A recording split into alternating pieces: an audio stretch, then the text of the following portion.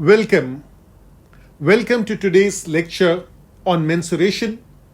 Mensuration is the name of the topic that revolves around the idea of perimeter, area, surface area, and volume.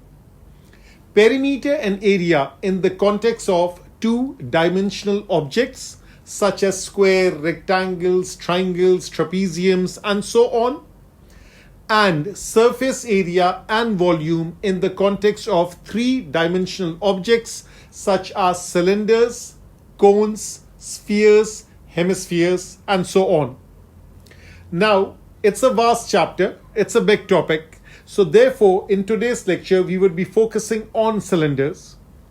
The key concepts that we would be discussing in this particular lecture revolves around the idea of a prism, open versus a closed cylinder, surface area, volume, and of course the different formulas that are used in the context of this particular chapter. Now, what exactly is a cylinder? What do you see over here? Different circles are stacking on top of one another, and the shape that will be formed, that is a cylinder. Imagine stacking exactly identical coins on top of one another. You will get a tower. That tower of coins is actually a cylinder. In other words, I can say that a cylinder is a circular prism. Prism is the name given to any object which has the same cross-sectional area throughout. And we will use this concept in a short while. Now look at this diagram. The orange surface at the top, that is a circle.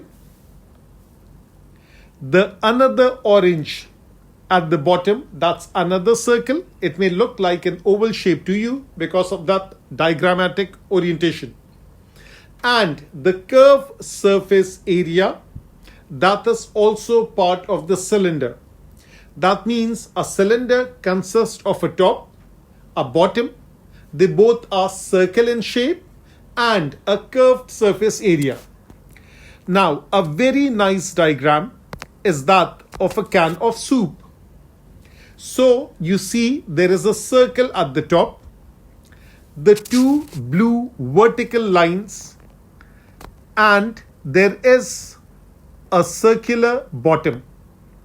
That means the label on which the name of the soup and all the other details are mentioned. If I open this label up very neatly, what I get is the curved surface area. So the curved surface area of this particular tin of soup is actually a rectangle. Makes sense? You had this rectangular piece of label of this particular soup, and you wrap it around that can of soup. So now when we are going to derive the formula, we are ignoring any extra overlapping paper. So let's focus on this.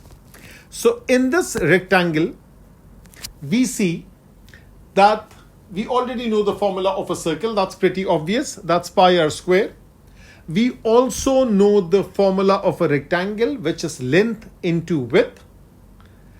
And now if I focus on this label, what I see is that the area of this label is actually length into width. We know that it's a rectangle. But what have I mentioned over here? What have I focused over here is that I have made a blue circular arrangement on top of that can of tin. So therefore, on this top of this tin can, what I have observed is that that particular circumference is actually the length of this label. So even though it's a rectangle, but when it's wrapped around, that is the circumference of the circle, and the area is 2 pi r. The height is actually the width of this label. Therefore, the area of the label is length into width, which is 2 pi r into h, and this area of label is actually the curved surface area of the cylinder. Let's recap it once again. We were talking about this tin of soup, which is a cylinder. There is a circular top, there is a circular bottom. It's a closed cylinder because there is a top and there is a bottom. And the label is actually a rectangle. And then we focused that the area of a rectangle is length into width. And what have we observed? What we have observed is that the length is actually the circumference of that circular face, and the width of the label is actually the height of this cylinder. Therefore, the area of the label, the curved surface area of the cylinder, we derived a formula, and that formula is 2 pi RH. So now let's talk about the surface area. When we say surface area, this word is used in the context of a 3D object. Imagine a person is given a paint brush and a can of tin, again a cylinder. So, and the person is asked to paint that figure, paint that object, which is a cylinder. So, which area will he be painting? It depends whether we are talking about an open cylinder or a closed or a solid cylinder. So now let's first focus on a closed or solid cylinder.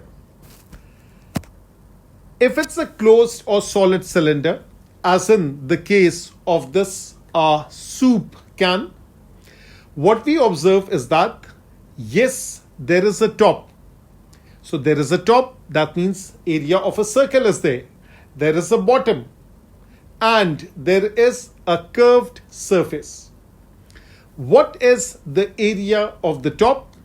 Area of the top is a circle, which is pi r square.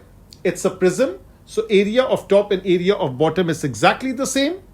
Area of the curved surface, we just found out, that is 2 pi r h. Therefore, the total surface area is the sum of all these areas, which is pi r square plus 2 pi r h, which comes out to be 2 pi r square plus 2 pi r h.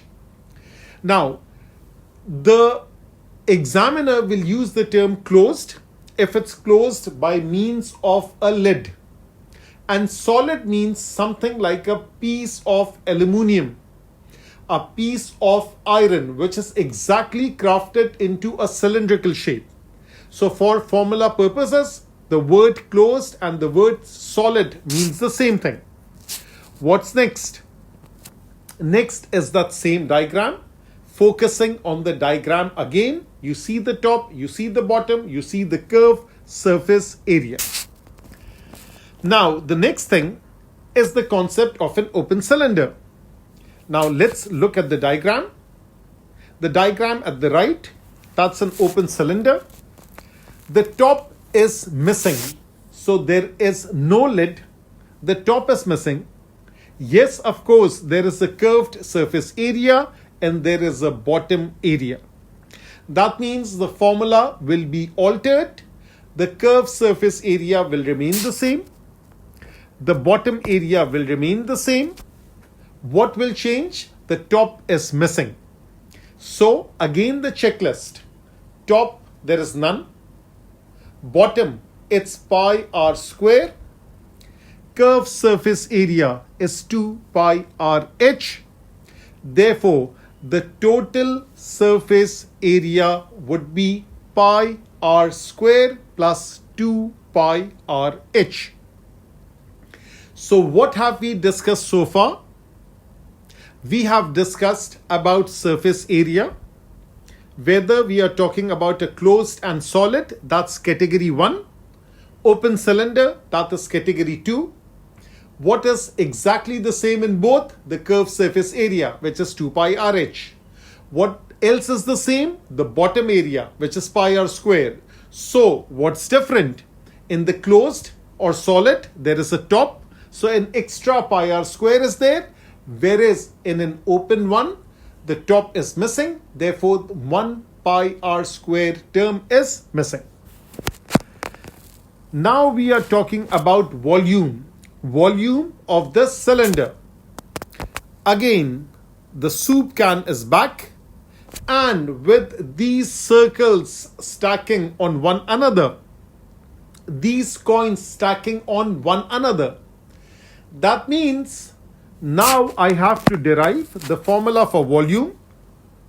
We know that the formula for a prism is cross-sectional area. It is uniform, it's the same multiplied by height.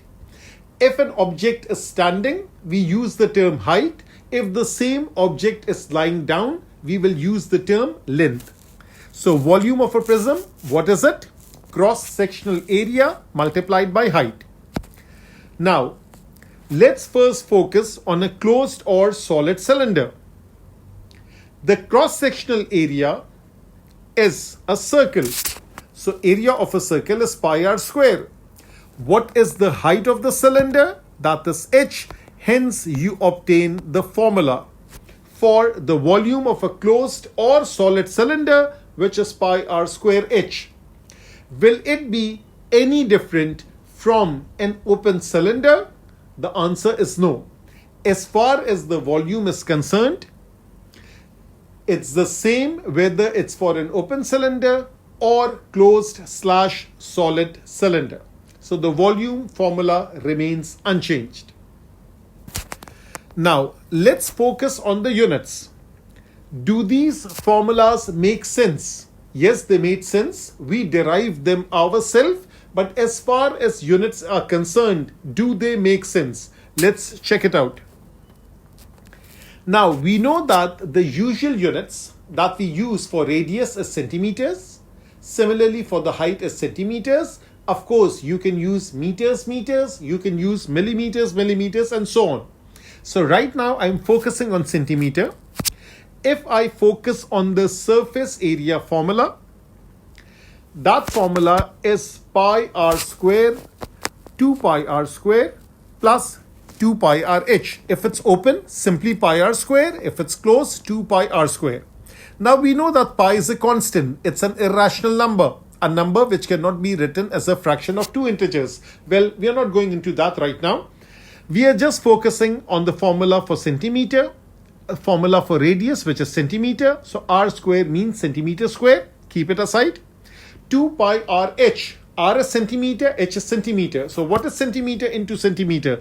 That is also centimeter square. Therefore, the overall unit for surface area is centimeter square. Square is for area. It makes sense. Surface area of a closed cylinder, 2 pi r square plus 2 pi r h. No need to show extra working because r square is centimeter into centimeter. RH is centimeter into centimeter. It's the same as above.